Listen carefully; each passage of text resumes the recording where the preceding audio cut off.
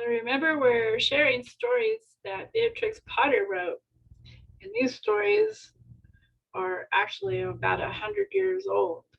And I have already shared one with you. I want to share one more with you because I know a lot of you really like kittens. And so this one is The Tale of Tom Kitten. This silly little story. I hope you enjoy it.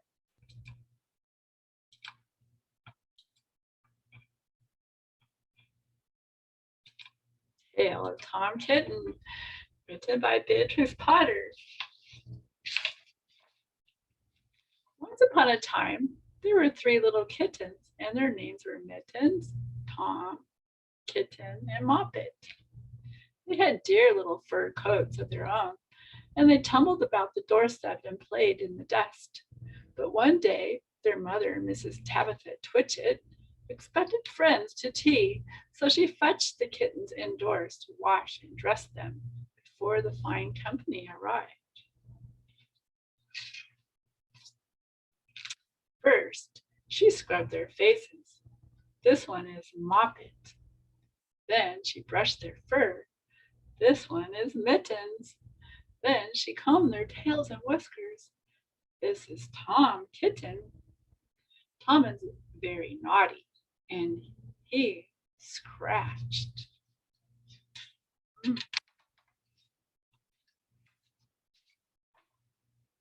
Mrs. Tabitha dressed Moppet and Mittens in clean pinafores and tuckers, and then she took all sorts of elegant, uncomfortable clothes out of a chest of drawers in order to dress up her son Thomas.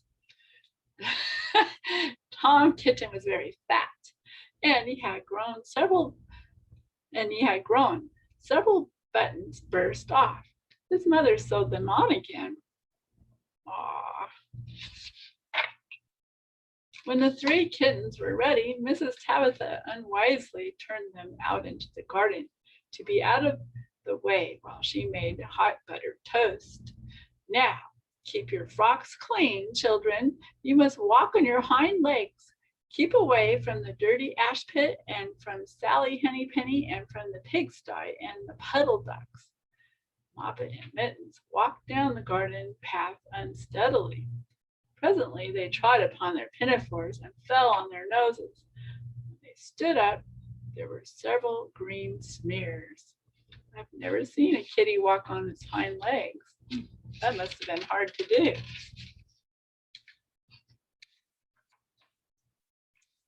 Let us climb up the rockery and sit on the garden wall, said Moppet. They turned their pinafores back to front and went up with a skip and a jump. Moppet's white tucker fell down into the road.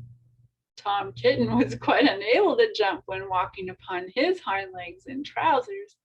He came up the rockery by degrees, breaking the ferns and shedding buttons right and left.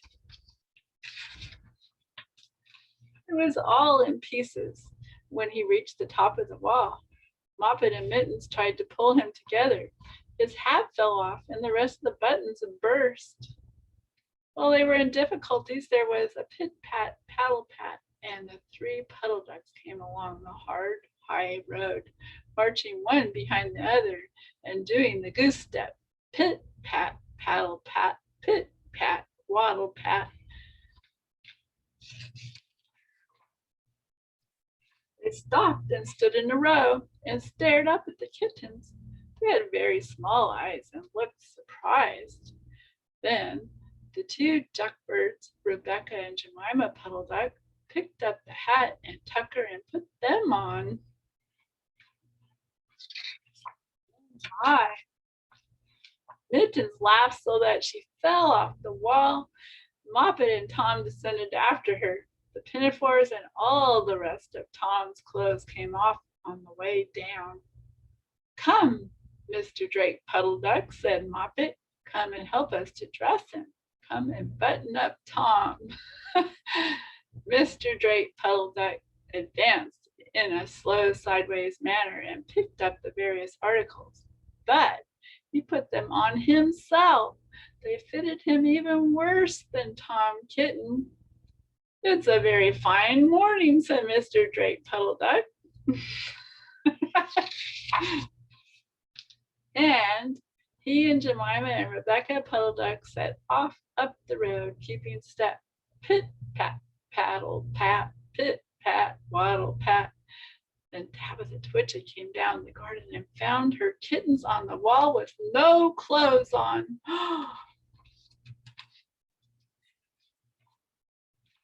She pulled them off the wall and smacked them and took them back to the house. My friends will arrive in a minute and you are not fit to be seen. I am affronted, said Mrs. Tabitha Twitchit.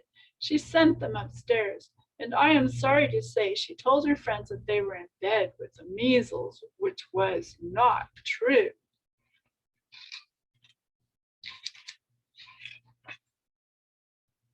Quite the contrary, they were not in bed, not in the least.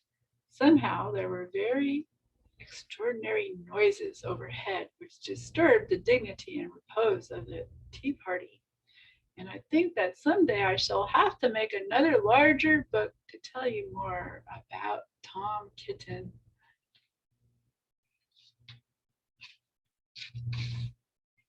As for the puddle ducks, they went into a pond. The clothes all came off directly because there were no buttons. And Mr. Drake, Puddle Duck, and Jemima and Rebecca have been looking for them ever since. And that is why you see the ducks when you're looking out there with their bottoms up in the air. They're looking for the clothes that they lost. Hope you enjoyed that one. Tale of Tom Kitten.